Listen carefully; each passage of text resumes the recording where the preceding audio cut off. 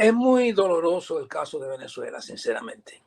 La verdad que duele mucho ver que un pueblo que ha luchado tanto, que ha puesto tanta sangre, que ha puesto el pecho, cuando uno generaliza siempre va a ofender a alguien y no va a ser justo con otro, pero es totalmente necesario. Es duro cuando tú tienes un enemigo tan grande como es un narcodictador. María Corina Machado, sinceramente, yo le tengo, no todo el mundo es un patriota. Todo el mundo quiere a su patria. Ser patriota es otra cosa, porque tú piensas en tus hijos y tú quieres darle un futuro a tus hijos. Entonces optas por irte. A eso se le suma una oposición totalmente desmoralizada y vendida, porque no puede ser que con un dominio total de una asamblea ni siquiera se haya mencionado nada de que Maduro es totalmente ilegítimo, que no puede ser presidente. Entonces es difícil luchar contra algo así, porque el pueblo se cansa, porque el pueblo pierde la fe, el pueblo quiere de verdad.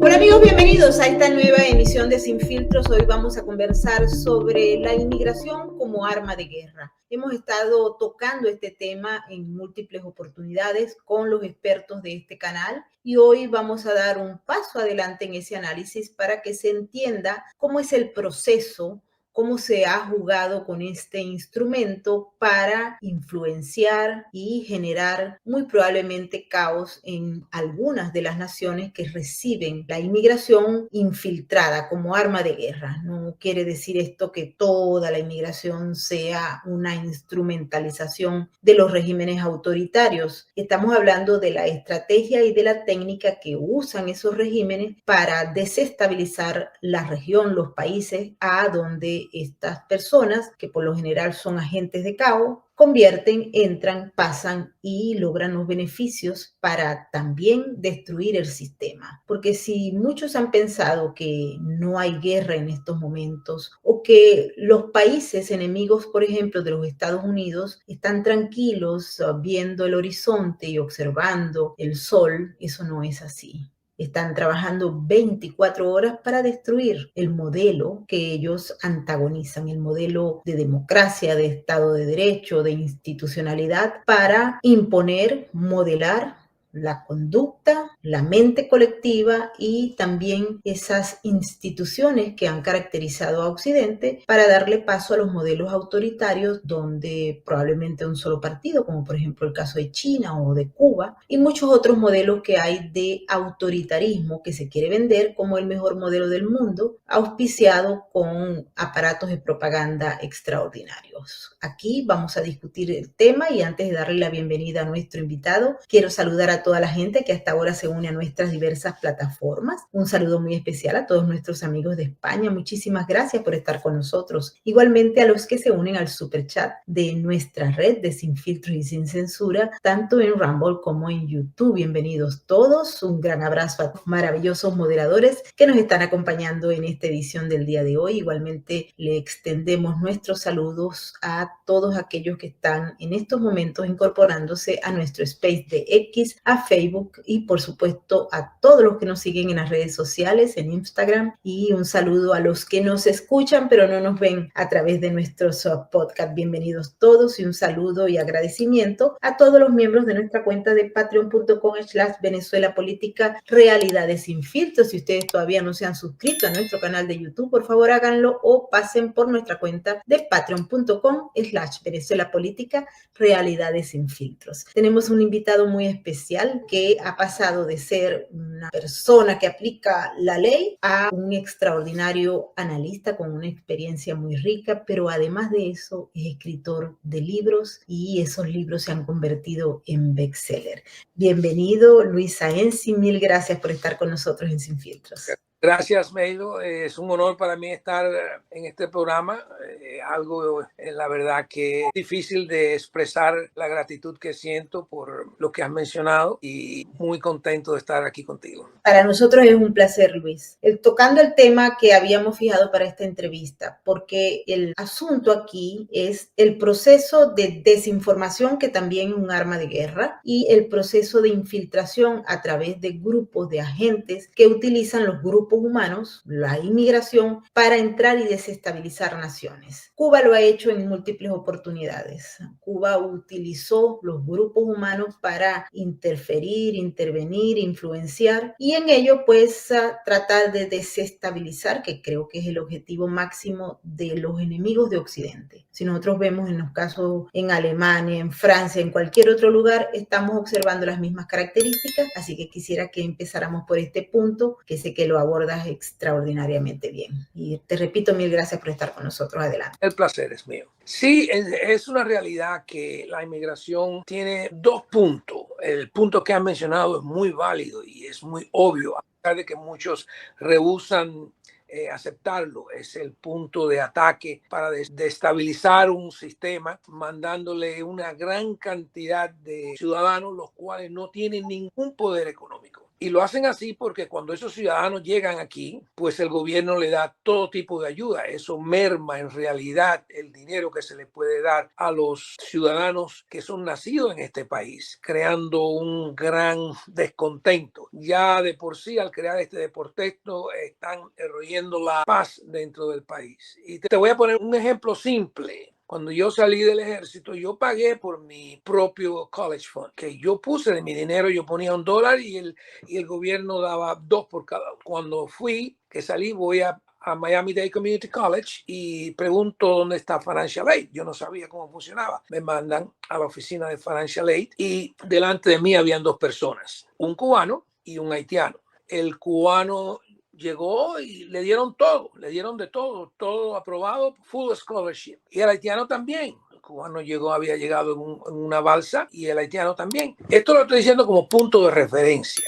Cuando llego yo, me dicen, ¿usted hizo income tax? Digo, sí, yo hice income tax. ¿Cuánto ganó? Le digo, bueno, gané tanto, usted no califica. Y eso me dolió tanto. Claro, yo me digo, pero ¿cómo es esto? ¿Cómo es esto? No, tiene que ir a Veterans Affairs. Ok, han pasado ya 30 años y todavía eso me queda a mí. El choque que me dio. Imagínense cómo le afecta a aquellos que son totalmente nacidos aquí y han perdido sus granjas, han perdido sus casas y el gobierno no le ha dado ninguna ayuda y sin embargo llega una persona y le dan todo. Eso de por sí trae un gran descontento en la población. Es el primer punto de lanza de ataque. El otro segundo es obviamente la debilitación de la economía, porque esos recursos tienen que salir de algún lado. Entonces, debilitan la economía, traen un gran problema de incomodidad, de división en realidad. En vez de tener una bienvenida a esas personas que llegan, hay un tipo de rencor. Now, tenemos también el punto de que es imposible que miles y miles de personas salgan de pueblecitos pequeños donde ellos no tienen ni idea de quién manda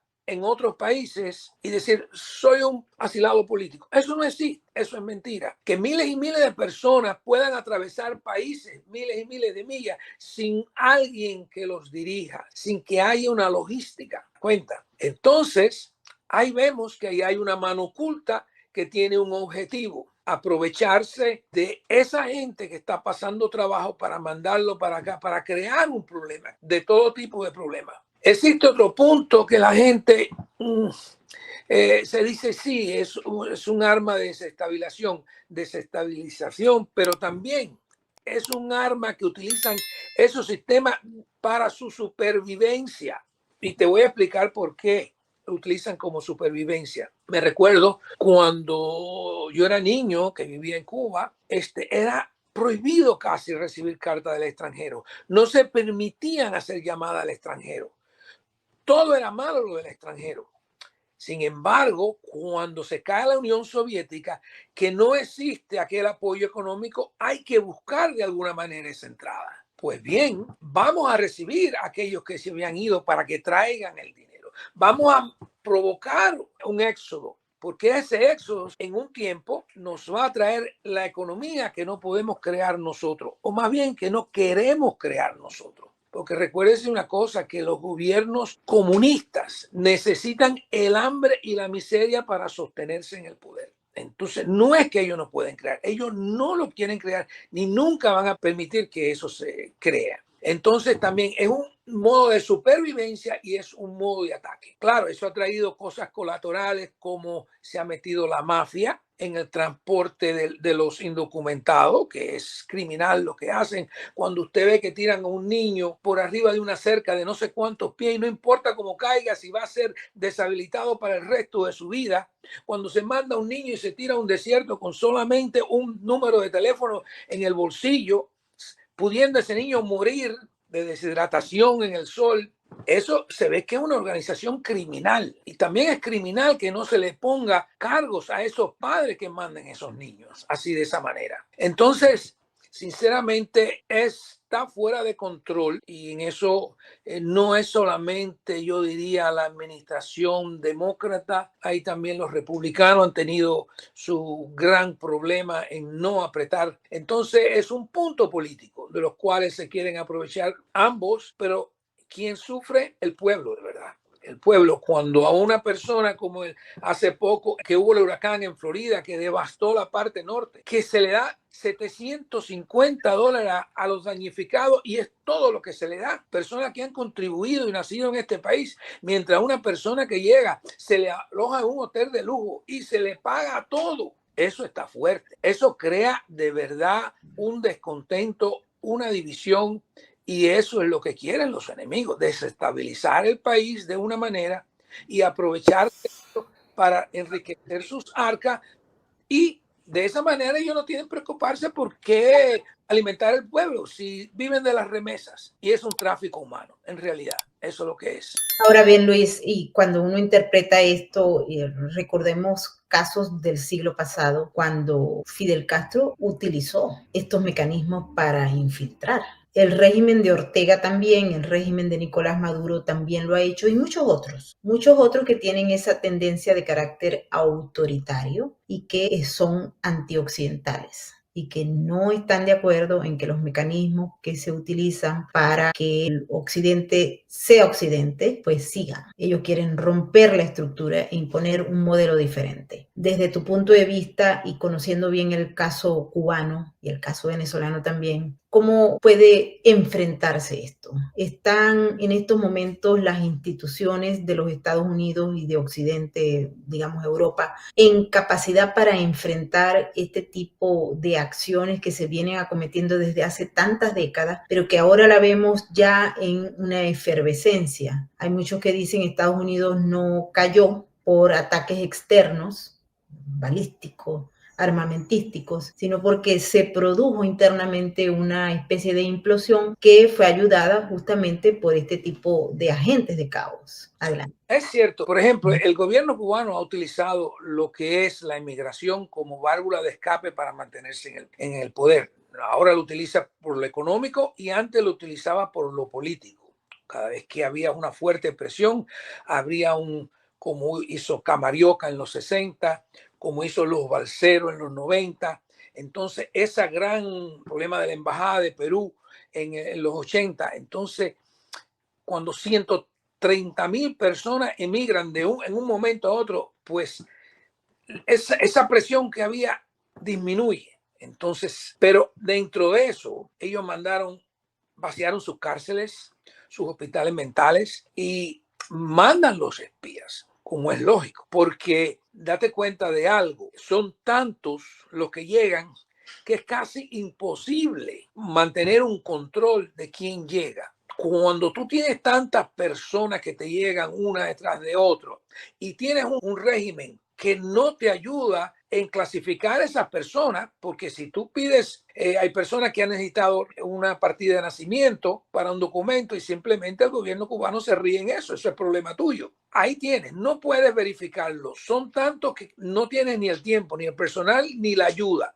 Esas personas pasan y ahí tú tienes el problema del escuadrón Avispa, que fue un ring de espías cubanos que trabajaron en el derrumbe de las avionetas, que el único delito era tratar de salvar a aquellos balseros que se estaban en posible riesgo de morir en el mar. Y no solamente eso, no solamente ellos infiltran el gobierno de los Estados Unidos, ellos infiltran en todos los países del mundo. ¿Cómo es posible Cuba, que no tiene ni electricidad, tiene más embajadas que Canadá a nivel mundial? Eso te indica que lo principal de ellos es comprar influencia, introducirse en todos los sistemas. Y es un gobierno que ha vivido de chulo desde que comenzó, porque cuando comenzó cogió un país que estaba fuerte en su economía y lo primero que hizo fue robarse todo lo que había y después vivió de la Unión Soviética, cayó la Unión Soviética, vivió entonces de Venezuela, le quita México, le quitaba Argentina. Entonces, a partir de eso, ellos también necesitan infiltrar todos los gobiernos, como por ejemplo, ellos mandan infiltrados y no solamente infiltrados, porque desgraciadamente Maduro es el presidente, pero ¿quiénes son los que lo cuidan? ¿Quiénes son los que le dan la información? Entonces, el aparato de espionaje cubano se merece un Oscar. Ahí sí es verdad que yo estoy de acuerdo con eso. Y dentro de eso, ellos utilizan la inmigración para meter todos sus agentes. ¿Tú crees que existe la posibilidad, por ejemplo, de la ampliación de ese radio de acción? Y en Estados Unidos, y esto lo tomamos como un ejemplo retórico en estos momentos, no se ha hecho absolutamente nada para sacar al régimen cubano luego de los eventos que se produjeron, vaya, los cochinos, etcétera, etcétera. Asfixiar al régimen, pero a la vez con políticas de apertura para que las personas envíen ese oxígeno.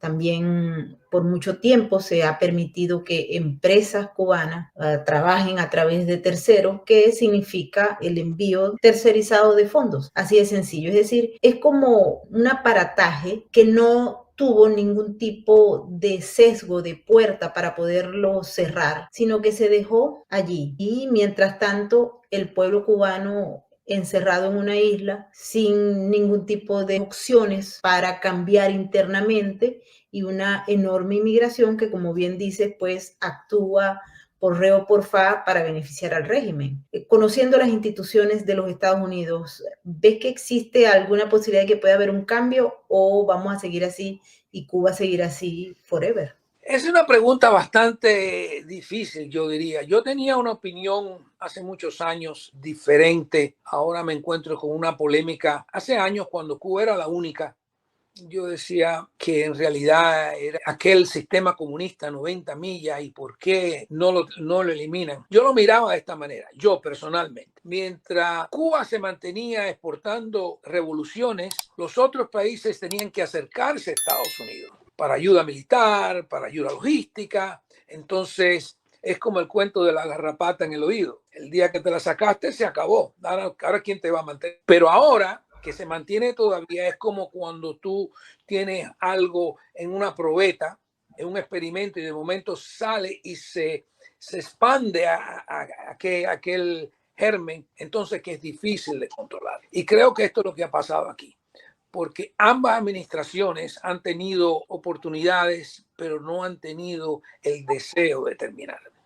Aparte de eso, se le suma la ayuda del exilio, porque es como decir, ¿hasta cuándo se va a mantener esta tiranía? Pero ellos son los que la mantienen cargada, porque ellos reciben más dinero del exilio cubano que lo que producen. Eso se sabe. Entonces, todos esos factores están difíciles. Y yo no veo, en realidad, quizás por un problema lógico de logística, de que, bueno, si tumbamos este gobierno, entonces nosotros vamos a tener que hacernos cargo de un país destruido, desbaratado. Nuestra economía no está tan buena como para eso ahora. Entonces, quizás todos esos factores ponen un signo de interrogación. ¿Debemos de meternos o no? Tenemos tantos problemas por los otros lados que meternos en esto sería otro más, no lo necesitamos. Entonces quizás sea que en aquel tiempo era beneficioso, ahora no es beneficioso, pero quizás no bueno meternos en este problema ahora. Es una combinación de ambas, yo diría. Era una burla siempre de Viva Cuba Libre y este año se acaba Fidel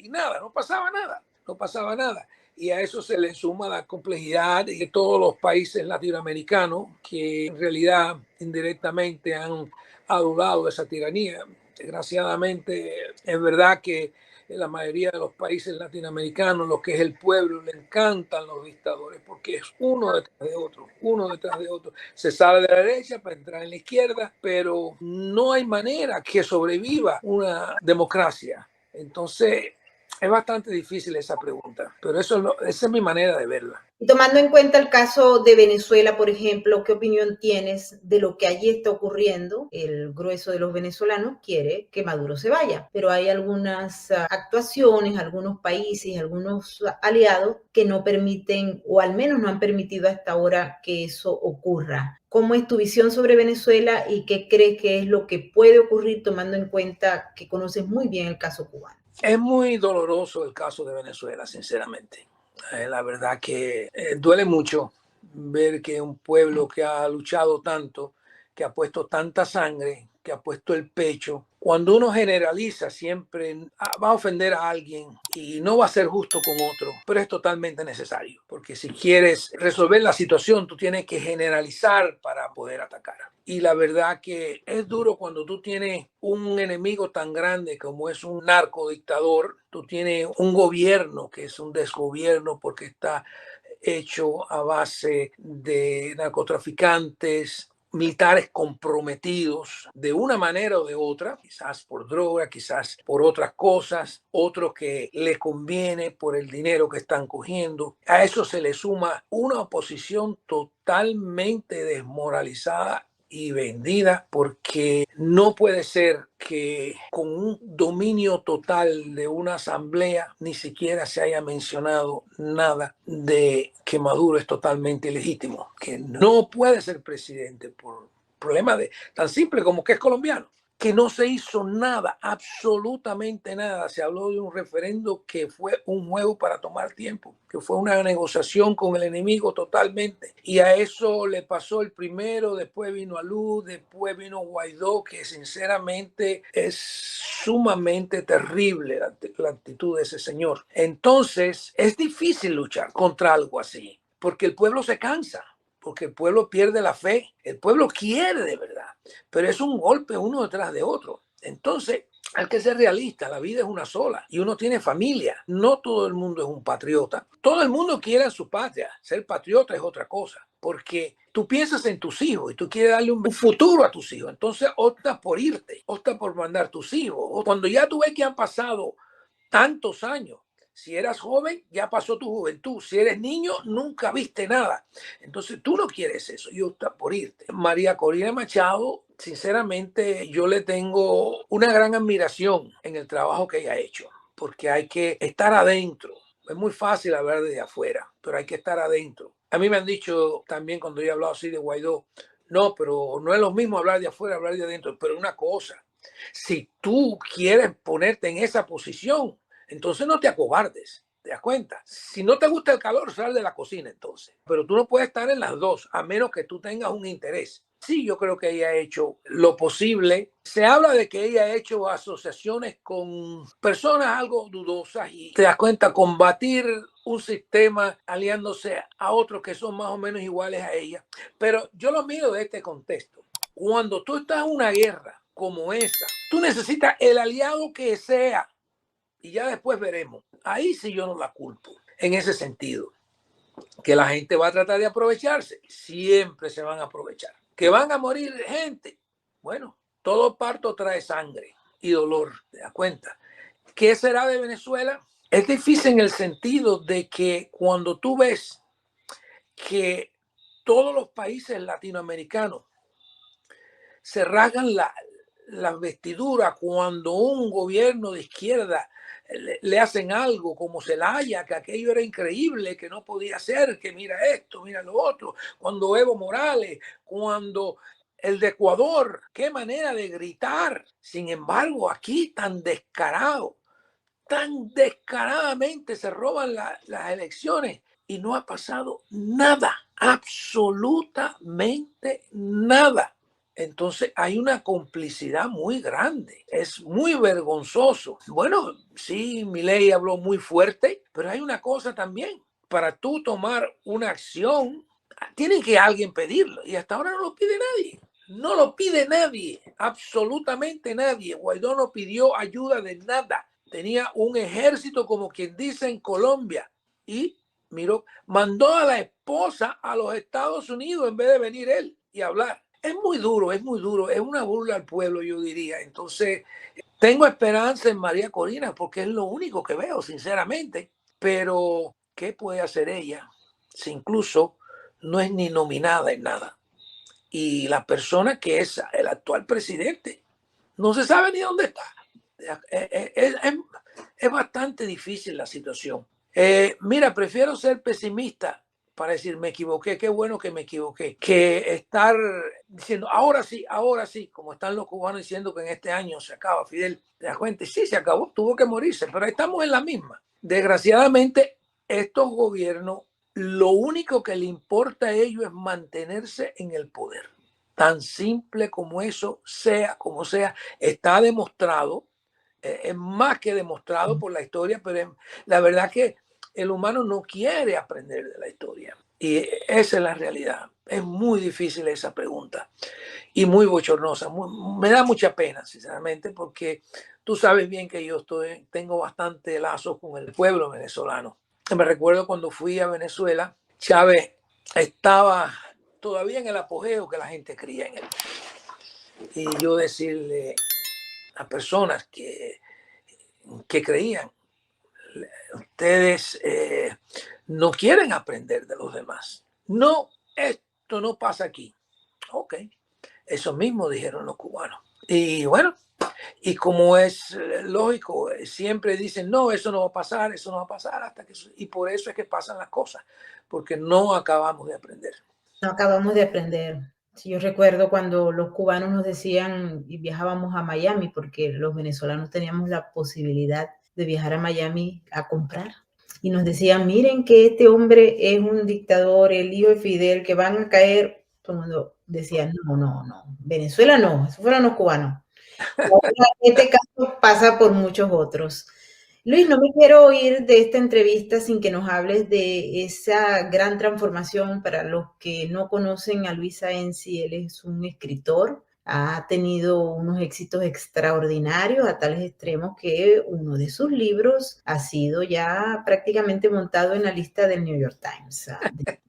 Sí, es el libro El candidato del pueblo. Muy bueno, lo pueden conseguir en todas las librerías, Barnes and Noble. Todas las librerías, Amazon, Barnes and Noble, everywhere. Escribir me encanta. Mi suegra me había dicho, debe de escribir. Y yo, quizás por el tiempo, por muchos otros factores, nunca lo había hecho, pero vino la pandemia, no podía viajar, me encanta viajar, pues me puse a escribir. Y sinceramente encontré una faceta que tenía dormida. Y en El candidato del pueblo es en realidad un libro político, se puede decir, porque es de una persona sin afiliación a ningún partido, es una persona común y corriente que es forzado básicamente a entrar en política. Llega al punto más alto que se puede llegar. Tuve que hacer bastante research para, tú sabes, no poner cosas que no son reales. Tiene muchos eventos históricos reales. El libro es ficción, como es lógico, pero en los eventos reales se habla nombre y apellido de las personas que participan en esto. No tira a la izquierda, no tira a la derecha, habla de la realidad. Me recuerdo una persona que me dijo, bueno, quizás es un punto de referencia porque cuando yo hice el libro no había sucedido el Capitolio, no había sucedido las elecciones.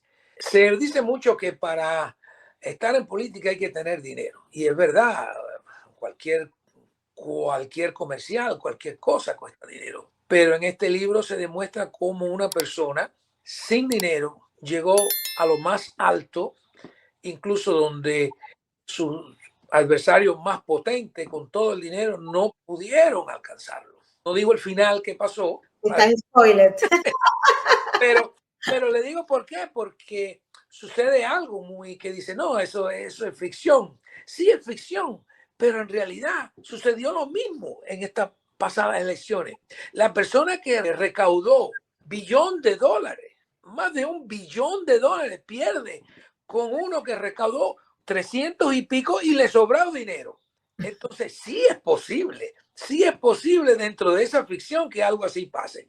Y ojalá que sea una semilla para que algo así suceda. Se habla de todos los tópicos que nos conciernen a nosotros en estos momentos, tanto domésticos como de relaciones exteriores, que todos somos afectados. por esos eventos. Y bueno, hasta ahora ha gustado el libro. Encantadísimo, y quiero que acá en Sin Filtros vas a vender muchas copias porque hay mucha gente que va a comprarlo, está interesado, y es un libro que vale la pena leer. Luis, gracias por haber estado con nosotros. Un placer. Gracias a ti por tenerme contigo. Bye bye.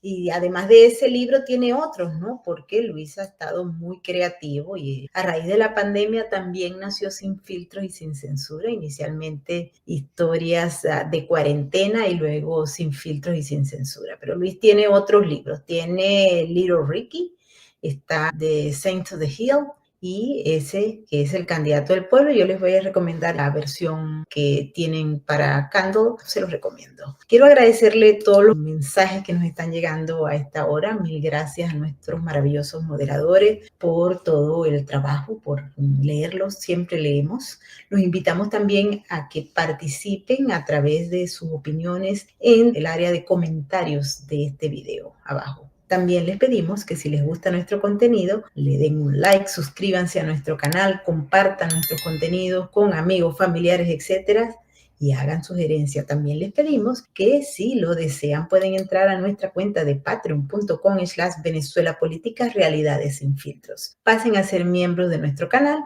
y allí tendrán ventajas como, por ejemplo, una conversación con su periodista todos los meses. Estamos conversando sobre temas que ustedes mismos escogen. Y esos temas los vamos a ir diversificando en la medida en que vayan presentándose retos a esta realidad tan compleja que vivimos. También vamos a tener encuentros con nuestros expertos que van a responder sus preguntas. Y esto lo hacemos en reuniones privadas, no a través del canal. Un abrazo grande a todos y ahora sí nos vamos a despedir y nos despedimos como siempre con el mensaje de la RAC, porque recuerden que juntos salvamos vidas. Chao, chao. Un abrazo. Su mirada no conoce de estadísticas. Aún así, millones de ellos padecen una cruda realidad.